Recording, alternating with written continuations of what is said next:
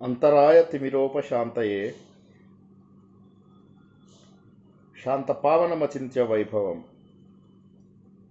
తం నరం వపుషి కుంజరం ముఖే మన్మహే కిమపి తుందిలం మహః.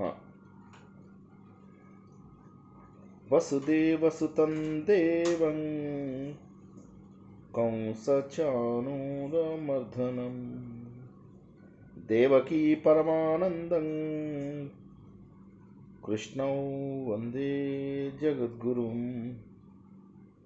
శ్రీకృష్ణౌ వందే జగద్గురుం.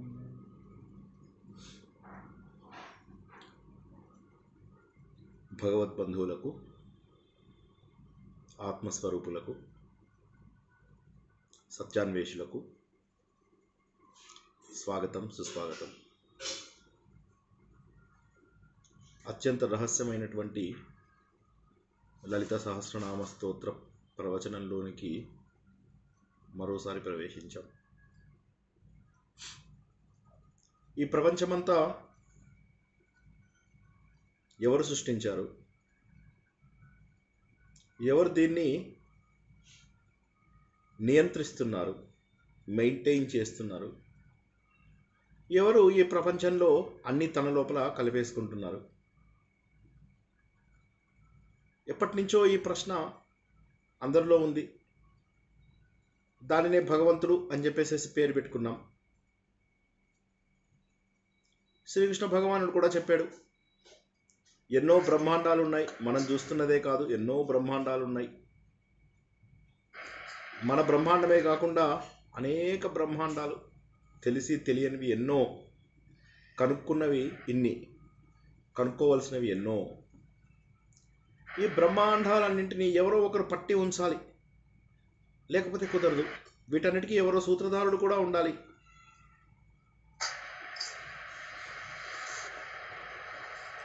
వారు లేనిదే ఈ ప్రపంచము ఇలా నడిచే అవకాశం లేదు. చంద్రుడు కొద్దిగా ముందుకొచ్చినా ఏమవుతుంది భూమి పరిస్థితి? చంద్రుడు దూరంగా వెళ్తే భూమి ఏమవుతుంది? గ్రహాలన్నీ ఒకదానితో ఒకటి కొట్టుకుంటే ఏమవుతుంది? మనకు తెలిసిన గ్రహాలు కొన్నే, తెలియనివి ఎన్నో. ఈ ప్రపంచమంతా ఎవరో నియంత్రిస్తున్నారు.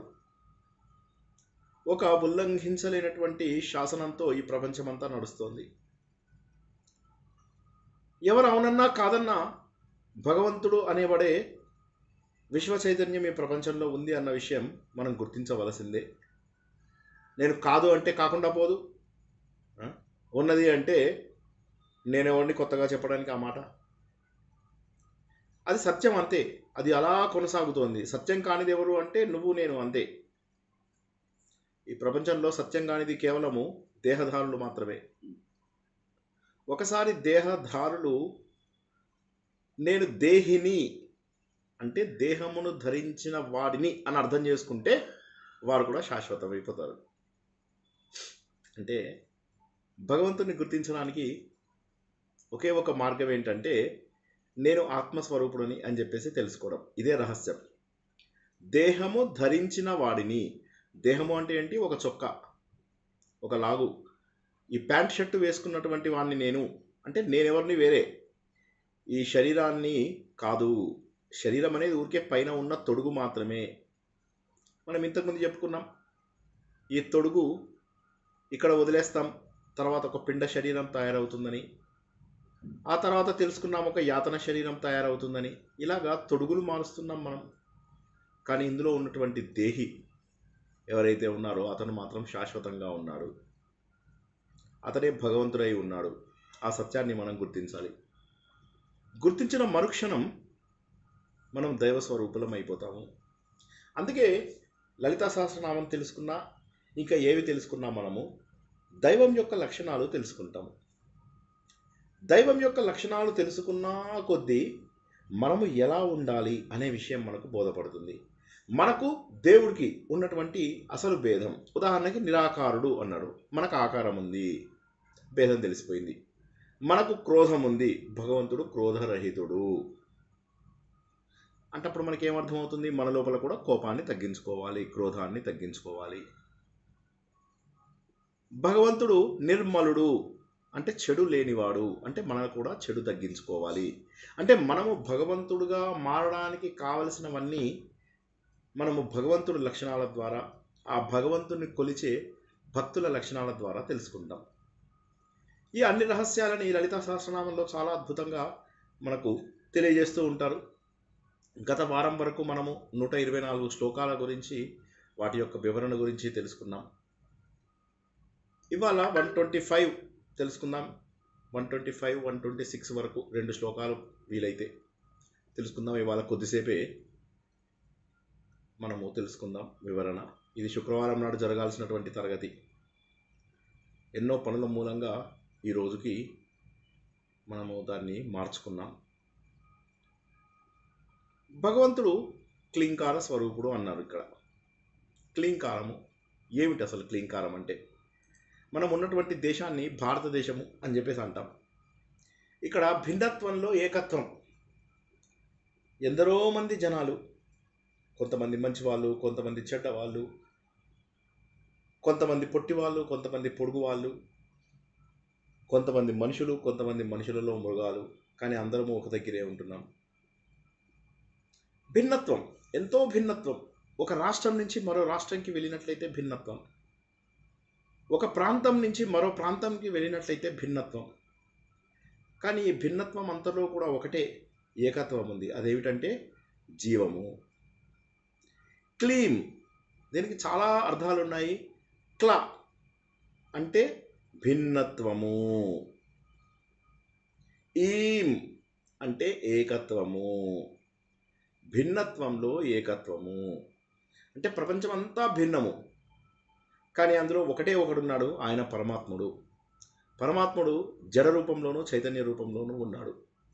ఇవన్నీ తెలుసుకోవడం ద్వారా ఏమొస్తుంది మనకు అంటే, ప్రపంచంలో ఏది చూసినా కూడా భగవంతుని చూడగలిగేటటువంటి స్థాయికి వెళ్తాము. అప్పుడు ఒకే దృష్టి, సమదృష్టి అంటాం కదా, ఆ సమదృష్టి మనకు వచ్చే అవకాశం ఉంది.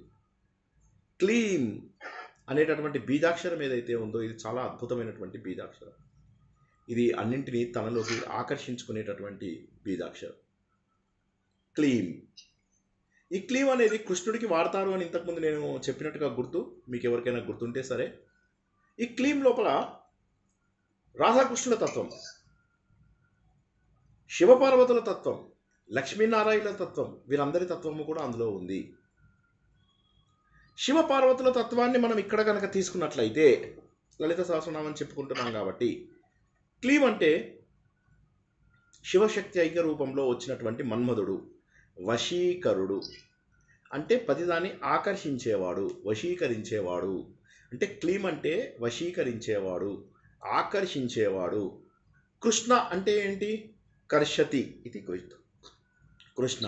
కర్షతి అంటే ఆకర్షణ చేసేవాడు కృష్ణుడు. దీన్ని మనం ఏం తెలుసుకున్నాం? మమైవాంశో జీవలోకే జీవభూత సనాతన మన షష్ఠానింద్రియాని ప్రకృతి స్థాని కర్షతి. అక్కడ కర్షతి అంటే ఏంటంటే ఆకర్షణ. ఎవరైతే అన్ని తనలోకి ఆకర్షిస్తున్నాడో, ఎవరైతే ఈ ప్రపంచంలో వేరువేరుగా ఉన్నటువంటి ప్రతి పదార్థాన్ని ఒక దగ్గర చేర్చిపెట్టారో, మనం కొంతమంది దాన్ని సైన్స్లో గురుత్వాకర్షణ శక్తి, ఈ శక్తి, ఆ శక్తి, రకరకాల శక్తులుగా దాన్ని మనం చెప్పుకోవచ్చు. మనము కేవలము ఉన్న వాటిని నిర్వచించగలము. అత ఎలా జరుగుతుంది అన్న విషయాన్ని కొంత రీసెర్చ్ చేసి తెలుసుకోగలము. కానీ దాన్ని సృష్టించిన వారెవరు? ఆ సృష్టించేది, ఆ అందరి మధ్య లోపల ఆకర్షణను పెంచేది అంటే ఈ బ్రహ్మాండాల మధ్య ఆకర్షణను పెంచేవాడు ఆ మహానుభావుడైనటువంటి పరబ్రహ్మ. ఆయననే క్లీంకార స్వరూపుడు. రకరకాల భేదములు ఉన్నటువంటి ఎన్నో బ్రహ్మాండాలు ఉన్నటువంటి ఈ ప్రాంతంలో వాటన్నింటినీ ఒక్క తాటిపై నడిపించేవాడు. ఎన్నో మనులున్నాయి, ఈ మనులన్నింటినీ ఒక దారంతో మనము చేర్చిపెట్టాం. భగవంతుడు చెప్పాడు, ఆ సూత్రమును నేనే.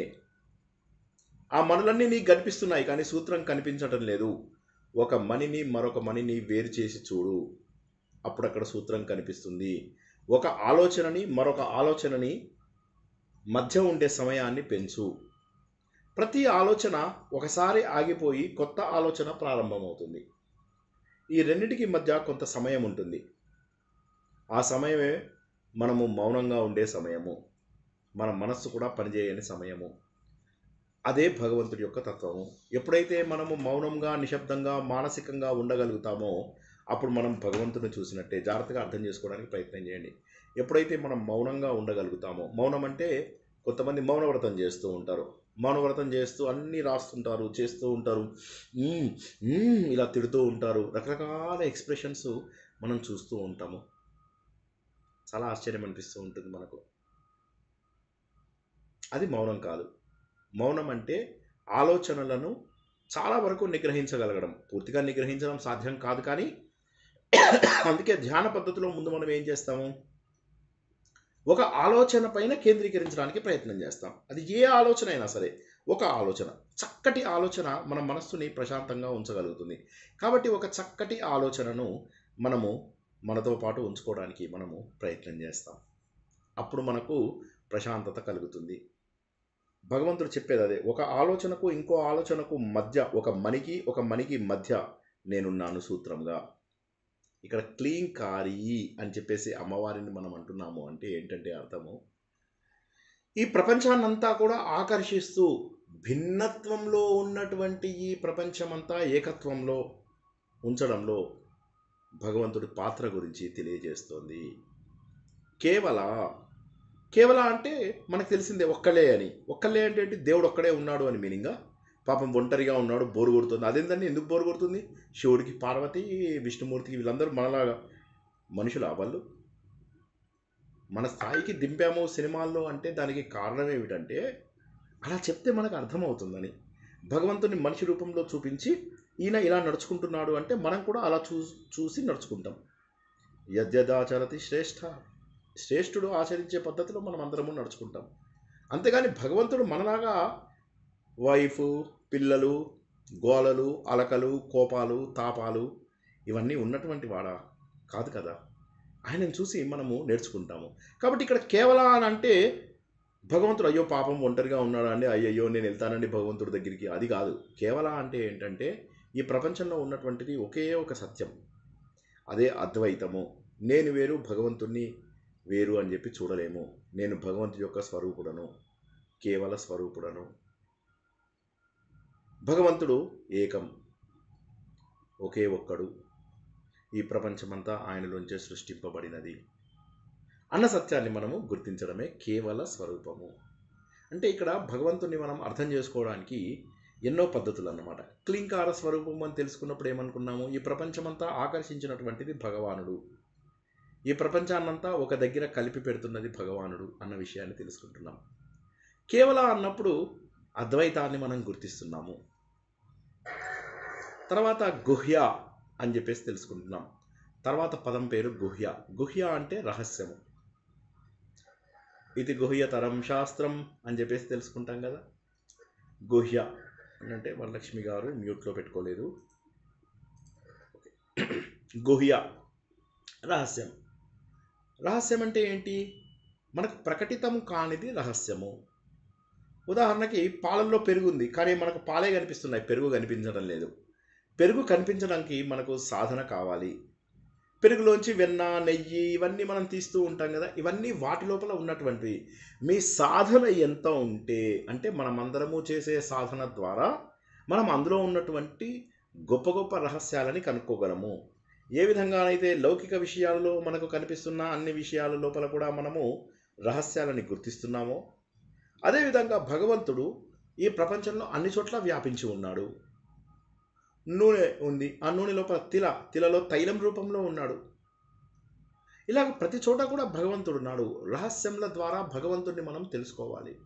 రహస్య రూపంలో భగవంతుడు ఉన్నాడు. దానికి సాధన ద్వారా మాత్రమే తెలిసేవాడు భగవంతుడు అనే విషయాన్ని తెలియజేస్తుంది ఇక్కడ గుహ్య.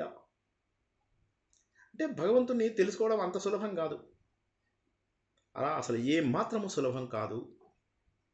కాబట్టి ఆ భగవంతుని తెలుసుకోవడానికి మనం చేయవలసినటువంటి సాధన ఎంతో ఉంది.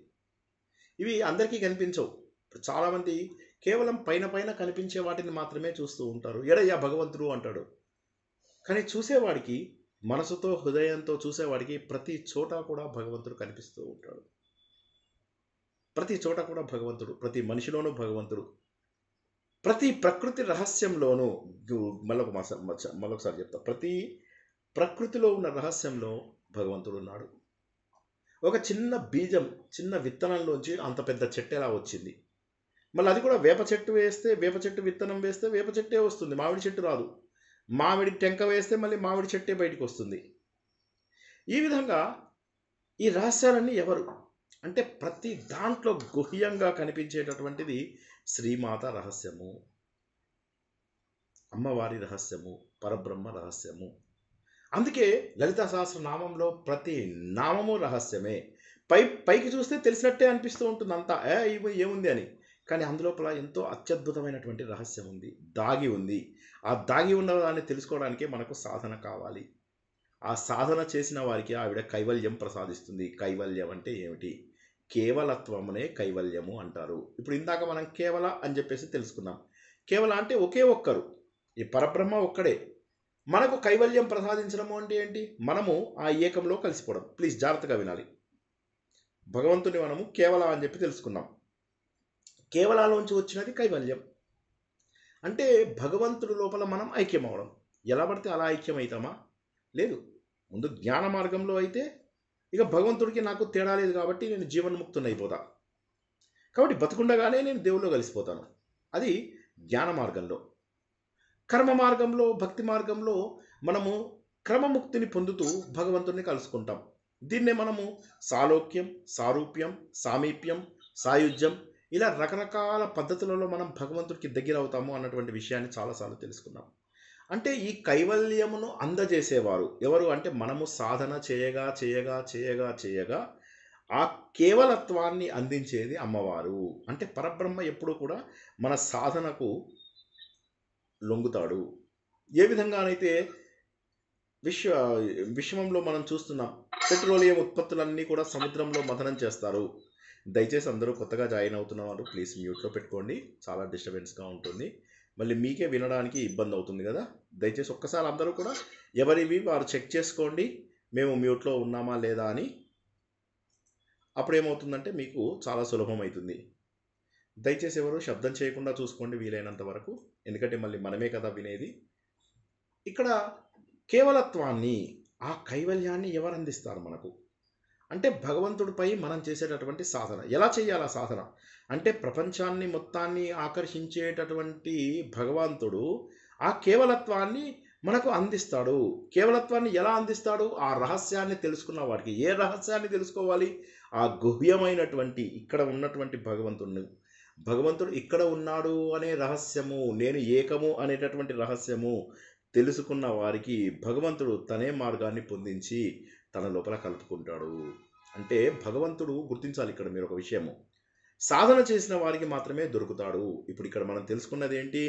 భగవంతుడు కేవల అని చెప్పేసి తెలుసుకున్నాం, గుహ్య అని చెప్పేసి తెలుసుకున్నాం, కైవల్య పదదాయిని అని చెప్పేసి తెలుసుకున్నాం, క్లీంకారము అని తెలుసుకున్నాం. ఈ అన్నీ ఒకటే, ఇవన్నీ వేరువేరు కాదు. అన్నింటినీ ఆకర్షించే భగవంతుడి యొక్క రహస్యము ఎవరైతే తెలుసుకుంటారో అప్పుడు వాళ్ళు ఏకస్వరూపమైనటువంటి భగవంతుడి లోపల కలిసిపోతారు అని చెప్పడం కోసమని ఇన్ని రకాల పేర్లు చెప్పారు ఇక్కడ. క్లీంకారం అని చెప్పడము, కేవల అని చెప్పి చెప్పడము, గుహ్య అని చెప్పడము, కైవల్య పదదాయిని అని చెప్పేసి చెప్పడము. కాబట్టి ఎవరైతే సాధన చేస్తారో వారు భగవంతుడి లోపల చాలా సులభంగా కలిసిపోతారు. సాధనలే ఇందాక చెప్పినట్టుగా సాగర మథనం చేస్తే వారికి అమృతం దొరికింది. అదేవిధంగా మనం పెట్రోలియం ఉత్పత్తులన్నింటినీ మథనం చేస్తే ఒక చోట కిరోసిను, ఇంకొద్దిగా పైకి వెళ్తే డీజిలు, ఇంకొద్దిగా పైకి వెళ్తే పెట్రోలు, అంతకంటే ముందు నాఫ్తలిను, ఇలా ఎన్నో పెట్రోలియం ఉత్పత్తులు స్థాయిలలో వస్తాయి. డైరెక్ట్గా పెట్రోలియం వచ్చేసేది. ఒక్కొక్క స్థాయిలో ఒక్కొక్కటి వస్తుంది. పాలలోంచి పెరుగు, పెరుగులోంచి వెన్నను నెయ్యి వస్తుంది, ఆ వెన్నలోంచి నెయ్యి, ఇలా ఒకదాంట్లోంచి ఒకటి. సాధనను బట్టి మనం ఎంత చేస్తామో అనే దాన్ని బట్టి వస్తుంది. కాబట్టి ఏంటంటే మనం సాధన మార్గంలో ఉన్నవాళ్ళు ఎప్పుడూ బాధపడవలసినటువంటి అవసరం లేదు. ఎందుకంటే ఏదో ఒకటి మీరు ఒక అడుగు ముందుకెళ్తారు. అసలు సాధన చేయని వాళ్ళకంటే ఎంతో కొంత సాధన, ఇవన్నీ అర్థం చేసుకుని గుర్తించగలిగిన వారు ఇంకెక్కువ ముందుకెళ్ళగలుగుతారు. కనీసం అర్థం చేసుకోకపోయినా కూడా ఇక్కడ ఉన్నటువంటి రహస్యాన్ని విస్మయంతో చూసేవారు, ఆనందంతో చూసేవారు, భగవంతుడి శక్తికి ఆశ్చర్యపడేవారు, నేను భగవంతుడి స్వరూపాన్నా అని చెప్పేసి ఆనందపడేవారు. ఒక్కొక్క మెట్టు ఎక్కుతూ ఉంటారు. అందుకోసమే సాలోక్యం, భగవంతుడి లోపంలోకి ప్రవేశిస్తాం.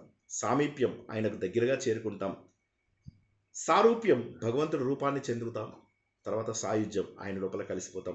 కాబట్టి భగవంతుడిని పొందడానికి చాలా చక్కటి స్టెప్ బై స్టెప్ ప్రొసీజర్ మనకి ఇక్కడ ఇచ్చారు. ఇక జ్ఞాన మార్గంలో ఉన్నవాడికి ఇంకా ఏమీ కష్టమే లేదు. నేను భగవంతుడికి తేడా లేదు అని ఆలోచిస్తే ఖూజేతో తురత్ మిల్ జావు, ఎక్ పల్కి తలాశ్రే అని మనం ఎన్నోసార్లు తెలుసుకున్నాము. ఒక్క క్షణంలో వెతికితే చాలు భగవంతుడు ఇలా దొరికేస్తాడు అంతే. కానీ ఆ ఆలోచన రావడానికి ఇవన్నీ చేయగా చేయగా చేయగా చేయగా ఏదో ఒకరోజు పడక్ మన వచ్చేస్తుంది. మనం రెగ్యులర్గా చెప్పుకునే ఎగ్జాంపుల్, సైకిల్ నడిపిస్తూ ఉంటాం, తెలుసు ఎక్కడి నుంచి ఎలా నడిపించాలి, ఎక్కడ బ్రేక్ వేయాలి, ఎలా ముందుకు తీసుకెళ్ళాలి అన్నీ తెలుసు. కానీ ఏ రోజైతే మనకు అది వస్తుంది అనేది ఎవరైనా గ్యారంటీ చెప్పగలరా? ఈ రోజు వస్తుందని చెప్పలేరు. కానీ వచ్చిన రోజు ఆటోమేటిక్గా సైకిల్ బ్యాలెన్స్ అవుతూ ఉంటుంది, బ్రేక్లు వేస్తూ ఉంటాం, ముందుకు వెళ్ళిపోతూ ఉంటాం. కాబట్టి సాధన చేయడం అనేది తప్పనిసరి. లౌకిక విద్యలోనే ఎంత సాధన చేస్తాం మనం ఒకసారి ఆలోచించండి. లౌకిక విద్యలో ఎంత సాధన చేస్తున్నాం మనం ఆలోచించండి. డిగ్రీలు చదవడానికి ఎంత సాధన చేస్తున్నాం ఆలోచించండి. అది అన్నిటికంటే గొప్పదైనటువంటి బ్రహ్మ విద్య, మరి దానికి ఎంత సాధన చేయాలో ఒకసారి ఆలోచించండి. కాబట్టి అన్ని విద్యలలోకి ఉన్నతమైనటువంటి విద్య ఏదైతే ఉందో అదే సారవంతమైనటువంటిది. అంటే ఈ ప్రపంచం మొత్తాన్ని ఒక్క సెకండ్లో అర్థం చేసుకోగలిగేది. ఏంటి ఆ సత్యం, ఆ సీక్రెట్ ఏంటి సార్ చెప్పండి అంటే ఇక ఏం చెప్పాలి, ఎప్పుడు చెప్తున్నది అదే, నీలోనే పరమాత్మ ఉన్నాడు. లేడు సార్, నేను చాలా మొన్న మాంసం తిన్నా, అంతకు ముందు రోజు డ్రింకింగ్ చేసింది శరీరం, ఆత్మ కాదు. ఆత్మ పరిశుద్ధమైనటువంటిది, ఆత్మకేమీ అంటవు. అయితే నేను ఇష్టం వచ్చినట్టుగా విచ్చలవిడిగా తప్పులు చేయొచ్చా? చెయ్యి, కారణ శరీరం కొనసాగుతుంది, 3 శరీరాలు కొనసాగుతాయి. ఇప్పుడు ఇక్కడ మళ్ళీ కైవల్యం గురించి అర్థం చేసుకుందాం ప్లీజ్. ఈ ఒక్క శ్లోకమే తెలుసుకుని ఆపేద్దాము, కానీ జాగ్రత్తగా వినండి ప్లీజ్. ఎవరో మళ్ళీ మ్యూట్లోంచి ప్లీజ్ రిక్వెస్ట్, ఇది ఎవరిది వాళ్ళు చూసుకోండి ప్లీజ్. అయ్యో, నాకు ఇక్కడి నుంచి చూడటం కూడా కష్టమే. అది వరలక్ష్మి గారు.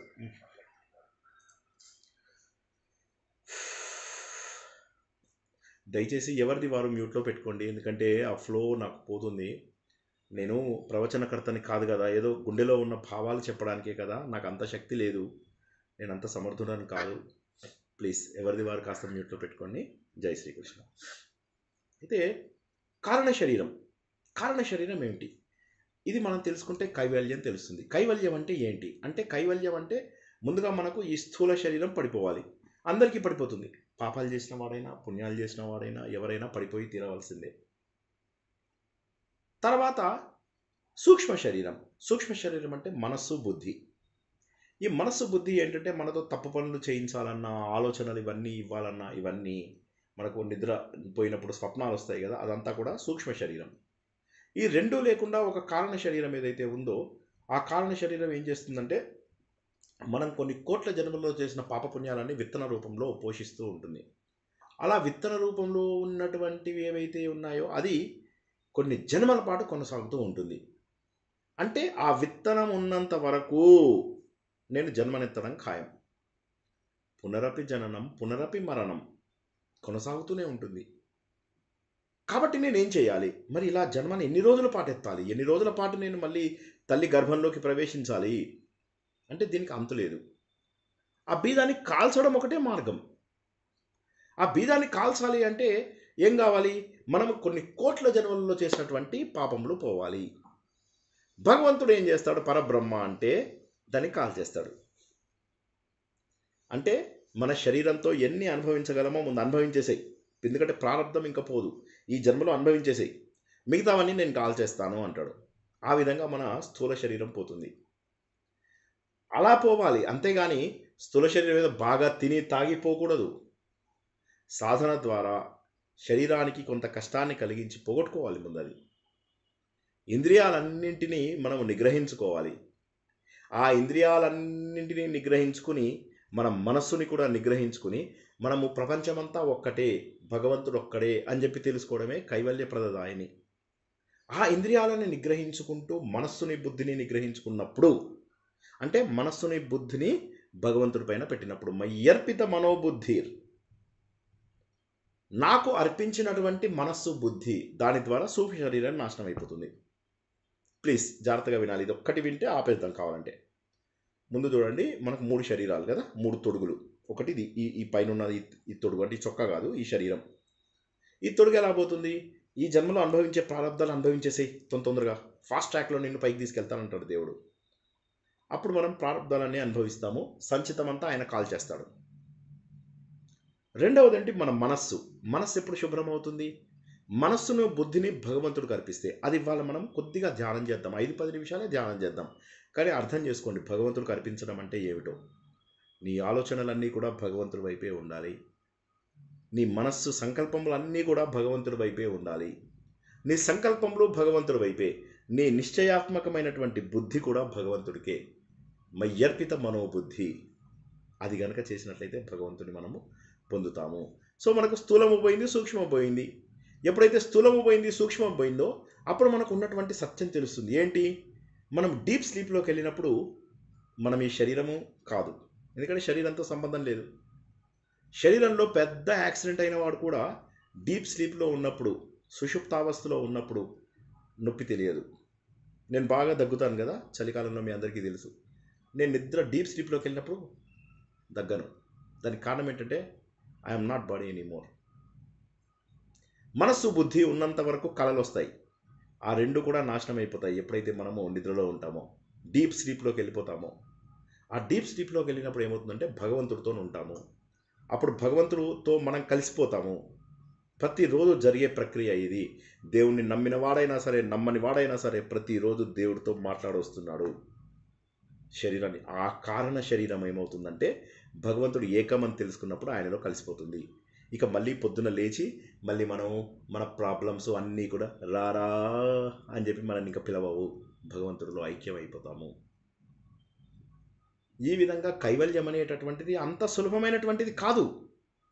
కైవల్యం అనేటటువంటిది మనము ఎప్పుడైతే మనము ఏకాగ్ర చిత్తం లోపల నిలుపుకుంటామో భగవంతుడి వైపుకు మనము ఆకర్షింపబడతాము. కృష్ణతత్వము ఆకర్షింపబడతాము. విష్ణుమూర్తి యొక్క కుమారుడు అయినటువంటి మన్మధుడు ఆకర్షణ శక్తి ఉన్నటువంటి వాడు. క్లీం అనే దానికి అదొక కూడా అర్థము. ఈం అంటే భిన్నత్వంలో ఏకత్వం. ఈ అన్ని అర్థాలు తెలిసినటువంటి ఆ క్లీంకారము యొక్క శక్తిని మనం తెలుసుకున్నాము. కేవల స్వరూపులము మనమంతా కూడా తెలుసుకున్నాము. ఆ కైవల్యంని భగవంతుడు ఎప్పుడు ఇస్తాడు? ఎప్పుడైతే మనం ఈ విషయాన్ని తెలుసుకుంటామో. భగవంతుడు ఏమనడం లేదు, నువ్వు ఇది చేయి అది చేయి అనడం లేదు. నువ్వు ఆత్మస్వరూపుడు అని తెలుసుకున్న మరుక్షణం వెళ్ళిపోతావు. ఎలా తెలుస్తుంది ఆత్మస్వరూపం అని? అనుభవంలోకి వస్తే తప్ప తెలియదు. ఆ అనుభవం కోసం మీరు సాధన చేయాలి. మళ్ళీ చెప్తున్నా, జాగ్రత్తగా వినండి. దేవుణ్ణి ఎప్పుడు తెలుస్తుంది? సాధన చేస్తే. సాధన చేయకపోతే తెలియదు. కాబట్టి ఆ గుహ్య, ఆ సీక్రెట్ తెలుసుకోవాలి. ఆ సీక్రెట్ ఏంటి? మనం సాధన చేయగా నేను ఆత్మస్వరూపుడని అన్న విషయాన్ని తెలుస్తుంది. ఎప్పుడైతే అది తెలుస్తుందో అప్పుడు ఇంకా బయటికి వెళ్ళిపోతాం. మనం ఇంతకుముందు తెలుసుకున్న ఉదాహరణే, నాటకం జరుగుతోంది. ఆ నాటకంలో ఉన్న వాళ్ళకి ఎవరికి అది నాటకం అని తెలియదు. దాంతో ఎమోషన్స్ పండిస్తున్నారు స్టేజ్ మీద. భావాలు, విభావాలు, అనుభవాలు, వ్యభిచార భావాలు, సంచార భావాలు, ఈ అన్ని భావాల ద్వారా వాళ్ళు నాటకాన్ని రక్తి కట్టించి ప్రేక్షకులలోని స్థాయి భావాన్ని పెంచుతున్నారు, స్థాయి భావాన్ని నిద్రలేపుతున్నారు. ఇటువంటి సమయం లోపల ఎవడో పక్కకి ఇలా తొంగి చూశారు అక్కడ ఒక డైరెక్టరు, ఒక స్క్రిప్ట్ రైటరు, ఒక ప్రాంప్టరు కనిపించారు. ఈయనకు అర్థం కాలేదు ఏంటి అని అంటాడు. అంటే ఇదంతా నాటకం ముత్తగా అంటాడు. అయ్యో ఇదంతా నాటకమా అంటే, అవును అంటే నేను బయటకు వచ్చేస్తానంటే, ఎలాగో నాటకం మొదలెట్టాం కదా, నాటకము అది చేసేసి ఇక బయటికి రా, ఇంకోసారి నువ్వు నాటకంలోకి వెళ్ళాల్సిన అవసరం లేదులే అంటారు. ఎందుకంటే ఈసారి ఇంకా అంత ఎమోషన్స్ పండించలేడు అతను. నాటకం అని తెలిసిన తర్వాత ఎలా ఎమోషన్స్ పండిస్తాడు? స్టేజ్ మీదకి వెళ్తాడు, ఎమోషన్స్ పండిస్తాడు, కానీ ఈసారి మనసుకు తీసుకోడు. ఏది నాటకంలో చేస్తున్నవాడు ఎవడన్నా నిజంగా ఏడుస్తాడా? ప్రేక్షకులలో రస ఉత్పత్తి, రస నిష్పన్నం కావడం కోసం మాత్రమే తను స్టేజ్ మీద భావాలను పండిస్తాడు, కానీ వాడు బాధపడాడు. మన స్థాయి అలా ఉంటుంది. నేను ఎప్పుడైతే ఈ ప్రపంచంలో జరుగుతున్న ప్రతి ఒక్కటి నాటకము, ఇదంతా నా చేతుల్లో లేదు, ఇదంతా మిథ్య అని తెలుసుకుంటానో అప్పుడు నేను భగవంతుడి గురించి ఆలోచిస్తాను. ఇంకా నేనే భగవంతుని అని తెలిసిపోయింది కాబట్టి దేనికి బాధపడను. ఇంకా సత్ చిత్ ఆనంద స్వరూపుడనై ఉంటాను. అప్పుడు మనకు ఈ కైవల్యం అనేటటువంటిది, కేవలత్వము అనేటటువంటిది, మోక్షము అనేటటువంటిది దొరుకుతుంది. ఆవిడ త్రిపురములకు సుందరి. త్రిపురములు ఏంటి? ఈ ప్రపంచంలో అన్నీ మూడు మూడుగా ఉంటాయని చెప్పేసి తెలుసు. త్రిమూర్తుల కంటే కూడా ముందున్న ఆవిడ త్రిపుర సుందరి. పురము అంటే పురాతనమైనటువంటి పాతదైనటువంటి విష్ణుమూర్తి, శివుడు, బ్రహ్మలను పుట్టించినది ఆవిడే. ఆవిడే అంటే ఇక్కడ మీరు మళ్ళీ అర్థం చేసుకోవాలి, పరబ్రహ్మను ఆడ రూపంలో చూస్తున్నాం లలితలో.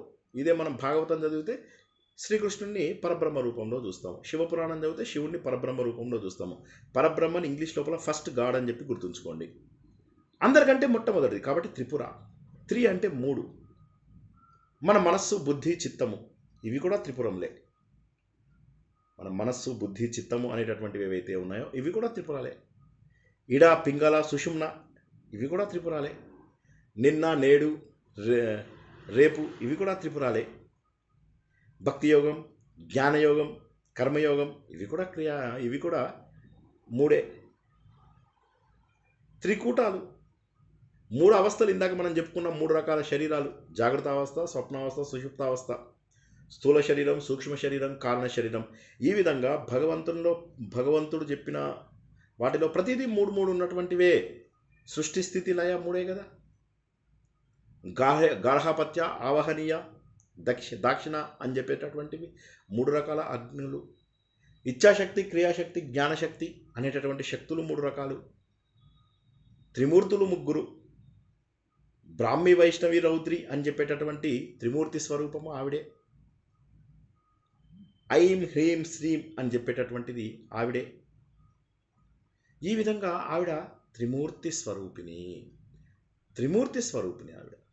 భగవంతుడు త్రిరూపం అంటే ముగ్గురు యొక్క రూపములలో, అంటే ఈ ప్రపంచాన్నంతా కూడా మూడుగా విభజించినటువంటి వాడు భగవంతుడు. ఈ ప్రపంచాన్నంతా కూడా మూడుగా విభజించాడు. ఇక మూడు ప్రపంచాలు ఏవైతే అనుకుంటున్నామో, పైన కింద మనం ఉన్నటువంటివి, ఈ మూడింటి లోపల కూడా వంద్య, త్రిజగత్ వంద్య, త్రిజగత్ మూడు జగత్తులకు వంద్య, వందనం చేయగలిగా ఎవరికి చేస్తారు? ఈవిడికే చేస్తుంది. వందనీయమైనటువంటిది. ఈ మూడు జగత్తులకు కూడా ఆవిడ వందనీయమైనటువంటిది. ఆవిడకి అందరూ కూడా నమస్సులు చేయాలి. ఆవిడ సృష్టే కదా. ఆవిడ శక్తి ముందు అందరూ నమస్కారాలు చేయాల్సిందే.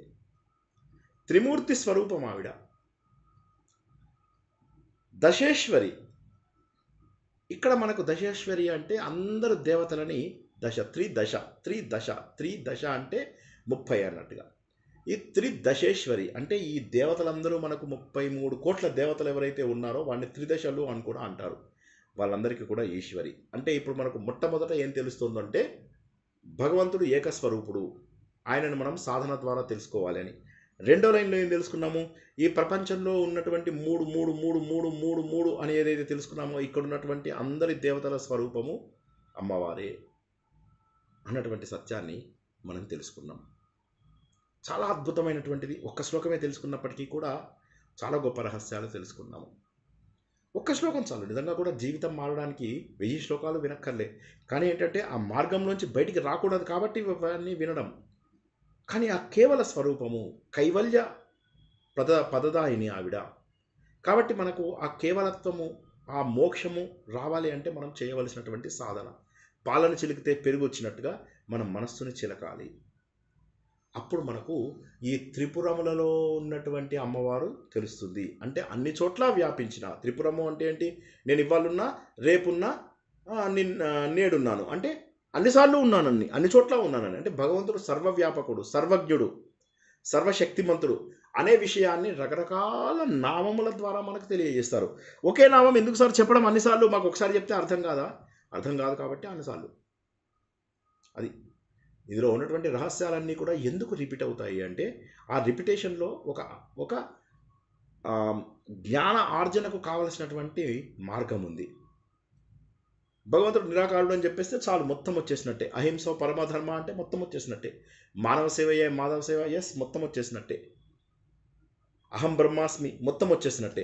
కానీ ఆ అహం బ్రహ్మాస్మి అర్థం చేసుకోవడం కోసం మనం చేయాల్సిన సాధన కోసమే ఇవన్నీ నేర్చుకుంటాం.